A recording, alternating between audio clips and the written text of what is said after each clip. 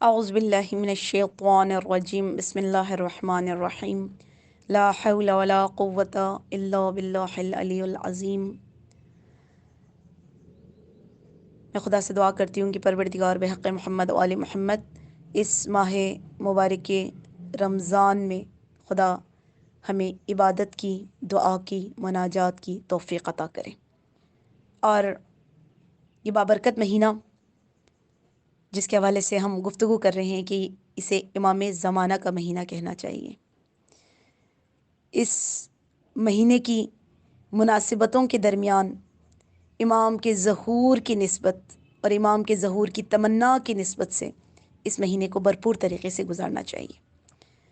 اور آئیے اس ماہ مبارک رمضان میں اپنے وقت کے امام کا اتنا ذکر کریں کہ ہمارے اطرافیان، ہمارے دوست و احباب، ہمارے والدین، حتیٰ کہ ہماری اولاد یہ سوچنے پر مجبور ہو جائے کہ ہم باقی مہینوں سے زیادہ اس مہینے میں امام کو کیوں پکارتے نظر آتے ہیں اور کیوں اس قدر اس مہینے میں امام کے فرج کی دعا کرتے ہیں۔ تو پھر انہیں بھی اس نقطے کی طرف متوجہ کرائیں کہ اس مہینے میں جس دعا افتتاح کو وہ ہر شب پڑھتے ہیں، وہ دعا افتتاح ہم پر واضح کرتا ہے کہ اپنے مولا کو پکارو۔ کیوں؟ جو دعائیں ہم اپنے معاشرے کے لیے کر رہے ہیں، جو دعائیں ہم اپنی سوسائٹی کے لیے کر رہے ہیں، جو دعائیں ہم دنیا کی امنیت کے لیے کر رہے ہیں، جو دعائیں ہم دین کو سمجھنے کے لیے کر رہے ہیں، ان تمام دعاؤں کا سرچشمہ جا کر امام کے ظہور سے ملتا ہے۔ لیکن دعا افتتاح کا آغاز حمد ثناء الہی سے ہوتا ہے۔ مزے کی بات یہ ہے کہ یہ دعا افتتاح ہمیں آداب دعا بھی سکھاتی ہے۔ امام جعفر صادق علیہ السلام فرماتے ہیں کہ جب تم، بڑی پیاری خوبصورت روایت ہے، کہ جب تم خدا کو پکارنے کا ارادہ کرو تو اس کے عظمت کی طرف متوجہ رہو، اور اس کے بعد جب تم اس کی عظمت کو سمجھ لو تو پھر اس کی حمد کرو، اس کی حمد کے بعد اس کی تسبیح کرو، اور اس کی تسبیح کے بعد تم آل محمد پر درود بھیجو۔ امام فرماتے ہیں پھر دعا کرو۔ یہ دعا افتتاح بھی تو ایسی ہی ہے، آغاز حمد و ثناء الہی سے ہے، پھر درود محمد و آل محمد ہے، اور اس کے بعد انسان اپنی حاجات کو طلب کرتا ہے۔ بس ہم کہہ سکتے ہیں کہ دعا افتتاح مقام اہل بیت اور امام زمانہ کی عظمت کی بلندی کی اہمیت کو، اور خود امام کے ظہور کی درخواست، اور پھر امام کی حکومت اور آمد کا اشارہ بھی ہے اور تقاضا بھی ہے، اور خود امام سے ایک عمیق اور گہرے تعلق کی بنیاد بھی ہے۔ لہٰذا ہم یہ کہہ سکتے ہیں کہ اس دعائے افتتاح میں امام کے ظہور کی، امام کے فرج کی، خود وجود آقا امام زمانہ علیہ السلام کی چاشنی کی دعا کی گئی ہے۔ دیکھیں ایک اور روایت چھٹے امام جعفر صادق علیہ السلام سے کہ امام فرماتے ہیں کہ دعا کا راستہ اگر طے کرنا ہے تو ابتدا مدح و ثناء الہی کرو، پھر اقرار بے گناہ کرو، پھر اپنی دعا بیان کرو۔ دعا افتتاح میں اس کی بھی رعایت ہوئی ہے۔ اور پھر جب خدا سے مانگو تو اس دعا میں کیا مانگا گیا ہے؟ اس دعا میں امام کا ظہور مانگا گیا ہے، غیبت کے دوران امام سے جڑا رہنے اور رابطے کو مضبوط کرنے کی التجا کی گئی ہے۔ کتنا خوبصورت جملہ ہے کالم کا کہ وہ فرماتے ہیں کہ دعا افتتاح امام کی فرج کی تمنا اور امام کے وجود مقدس کی برکت سے فائدہ اٹھانا ہے۔ انشاءاللہ اپنی گفتگو میں بیان کرتے رہیں گے کہ کیوں رمضان میں ہم امام کے ساتھ جڑیں اور اس کے کیا اثرات ہوں گے، لیکن آغاز میں جو حمد ثناء الہی ہوئی ہے اس کے کچھ خوبصورت نکات آپ کی خدمت میں عرض کرنا چاہوں گی۔ خدا کی حمد کی دو صورتیں ہماری زندگیوں میں تجلی کرتی ہیں۔ ایک دفعہ ہم خدا کی حمد کرتے ہیں خدا کی عطا کی ہوئی نعمتوں پر، اور میں کہتی ہوں کہ یہ حمد خدا کے شکر کے نزدیک ہے۔ اور مومن کے لیے شکر کتنا قیمتی ہے، یا مومن کو شکر کتنا قیمتی بناتا ہے، یہ آپ سب پر واضح ہے۔ یقین کریں انسان جب بندگی اختیار کرتا ہے نا، اپنے آپ کو اپنے مالک کو سونپ دیتا ہے تو وہ شاکر ہو جاتا ہے۔ وہ کہتا ہے پروردگارہ تو نے جو مجھے نعمتیں دی ہیں، میں تیری ان نعمتوں کا ممنون ہوں، مدیون ہوں، احسان مند ہوں، خدا اس لیے تیرا شکر کر رہا ہوں۔ لہٰذا اس کی بندگی، اس کی عطا کی ہوئی سابقہ نعمتوں کا شکر ہے۔ انسان دیکھے خدا نے اسے خلق کیسے کیا ہے، انسان دیکھے خدا نے اس کے لیے ہدایت کے رستے کیسے کھولے ہیں۔ تو یہ انسان کو خدا کا شاکر ہونے پر مجبور کر دیتا ہے۔ اور یقین کریں، یہ جو حمد ثنا الہی ہے، یہ شکر پروردگار ہے، یہ سٹریس کو دور کرنے کے لیے بہت خوبصورت ذریعہ ہے۔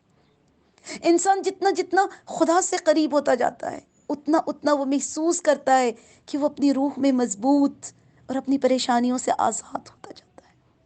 اور دوسری دفعہ حمد اس کی توصیف کے لیے، خدا کی وجود مبارک سے جو عالم میں اثرات نظر آتے ہیں، اس کی حمد و ثنا بجا لانا، خدا کے اوصاف کی تعریف کرنا، اور یہ والی حمد جو ہے وہ ثنا کے نزدیک ہے۔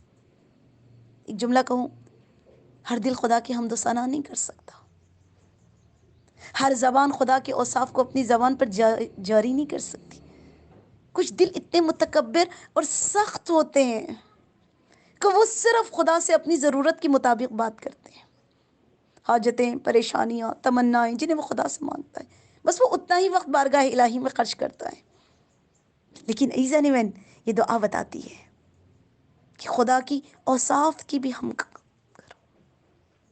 دیکھیں، یہ دعا کا ایک فراز ہے، جب آپ پڑھیں گے دعا افتتاح انشاءاللہ تو ان جملوں کو بھی پہنچیں گے۔ الحمدللہ الذی لم یتخذ صاحبۃ ولا ولدا۔ حمد اس اللہ کے لیے جس نے نہ کسی کو اپنی زوجہ بنایا اور نہ کسی کو اپنا بیٹا بنایا، یعنی خود خدا کی وحدانیت بھی اس کی توصیف مانگتی ہے۔ وَلَمْ يَكُنْ لَهُ شَرِيكٌ فِي الْمُلْكِ، اس نے اپنی سلطنت میں کسی کو اپنا شریک نہیں بنایا، وحدہ لا شریک۔ وَلَمْ يَكُنْ لَهُ وَلِيٌّ مِّنَ الذُّلِّ وَكَبِّرْهُ تَكْبِيرًا، اور وہ خدا عاجز نہیں ہے کہ کوئی اس کا سرپرست ہو، اور اس خدا کی بڑائی بیان کرو کہ اس کی بڑائی بہت بلند ہے۔ کتنا کتنا ایزن من واضح کر دیتا ہے یہ ہمارے عقائد کو، کتنا مضبوط کر دیتا ہے ہمارے عقیدے توحید کو، کہ اس پروردگار کو کسی کی مدد کی ضرورت نہیں ہے، کسی کی سرپرستی کی ضرورت نہیں ہے، کیونکہ وہ خدا بہت بڑا ہے۔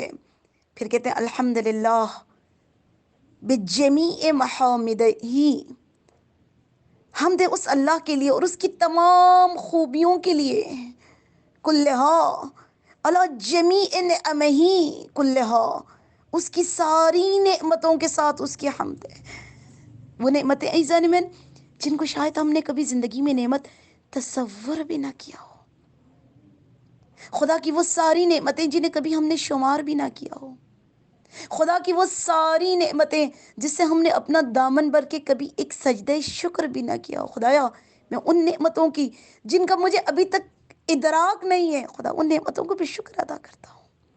مجھے لگتا ہے کہ یہ والی حمد یہ شبیہ ثنا ہے، یہ شبیہ شکر نہیں ہے۔ پھر آگے ہم کیا کہتے ہیں، بڑا خوبصورت جملہ، الحمدللہ الذی لا مضاد لہ فی ملکہ، حمد اس اللہ کے لیے جس کی حکومت میں اس کا کوئی مخالف نہیں ہے، یعنی وہ پروردگار حکمرانی کرتا ہے تو ایسا من کوئی اس کی حکمرانی پر انگلی نہیں اٹھا سکتا، ولا منازع لہ فی امرہ، اور نہ ہی اس کے حکم میں کوئی رکاوٹ ڈالنے والا ہے۔ کتنا خوبصورت جملہ ہے۔ انسان کہتا ہے فلاں نے رکاوٹ ڈال دی، فلاں نے رکاوٹ ڈال دی، نہیں۔ ایزن من یقین کریں جب انسان خدا کے قریب ہو جاتا ہے کوئی رکاوٹ نہیں ڈال سکتا۔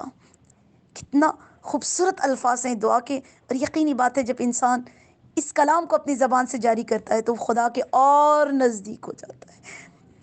یقین کریں جتنا جتنا انسان بارگاہ الہی میں اپنے آپ کو پست کرتا ہے، اس کی نگاہ میں خدا اتنا ہی باعظمت اور بلند ہو جاتا ہے، اور انسان خدا کی عظمت کی لذت سے آشنا ہوتا ہے۔ لہٰذا جو آشنائی چاہتا ہے اسے چاہیے دعا افتتاح کے ذریعے خدا سے مناجات کرے۔ جو خود خواہ ہے وہ خدا کی ایسی حمد نہیں کر سکتا۔ کچھ لوگ کہتے ہیں اچھا اگر خدا کی یہ صفات ہے ہم کیوں بار بار اس کی تکرار کریں؟ نہیں، ایزا من خدا چاہتا ہے کہ یہ کلمات بار بار میری زبان سے جاری ہوں، یہ متکبر انسان بار بار متواضع ہو کے اس کے آگے گڑ گڑائے۔ میری جان، ایک بات یاد رکھیے گا، جس کو دعا کی لذت نہیں ملتی نا، وہ سمجھ لے کہ وہ متکبر ہے۔ کیوں؟ کیونکہ متکبر انسان اپنی تعریف پسند کر سکتا ہے، دوسرے کی تعریف کی لذت محسوس نہیں کر سکتا۔ اور اگر آپ متواضع ہیں تو یقین کریں آپ اس دعا سے لذت لیں گے۔ کیسے لذت لیں گے؟ جیسے ماں باپ اپنے بچوں کی تعریف کرتے ہوئے لطف لیتے ہیں، اور اسی طرح بچے بھی کبھی کبھار جب اپنے والدین کی بزرگی کو محسوس کرتے ہیں تو اپنے والدین کی تعریف کرتے ہوئے لذت محسوس کرتے ہیں۔ میں دعا کرتی ہوں کاش ہم بھی خدا کی حمد و ثنا سے لذت لیں۔ کاش جس طرح بچے اپنے ماں باپ سے وابستگی کا اظہار کرتے ہیں، ان کے دامن سے متمسک رہتے ہیں، ہم بھی خدا سے وابستہ ہو جائیں اور اپنے دلوں کو خدا سے جوڑ لیں۔ کاش ہم صرف ضرورت کے وقت خدا کے دروازے کو کھٹکھٹانے کی بجائے خدا کی بارگاہ میں بیٹھ کر اس کی حمد و ثنا کی لذت لیں۔ اور میں کہتی ہوں خدا کی نعمتوں میں سے ایک نعمت جو ہمیں ملی ہے اس ماہ مبارک رمضان میں، ان صفات سے خدا کو پکارنا ہے جو خدا کی خوبصورتیوں کو ظاہر کرتا ہے۔ خدا سے دعا کرتی ہوں خدایا ہمیں در کے نعمات کی توفیق عطا فرما۔ بلکہ یہ دعا جو آغاز میں ہے مجھے بہت خوبصورت لگتے ہیں، یہ دعا کے جملات کہتے ہیں فاسمع یا سمیع مدحتی، پروردگارا میری تعریف اور میری توصیف کو سن لے، واجب یا رحیم دعوتی، خدایا پروردگارا میری دعاؤں پر اجابت فرما، میری دعا کو قبول فرما، واعقل یا غفور اسرتی، پروردگار میری لغزشوں کو معاف فرما۔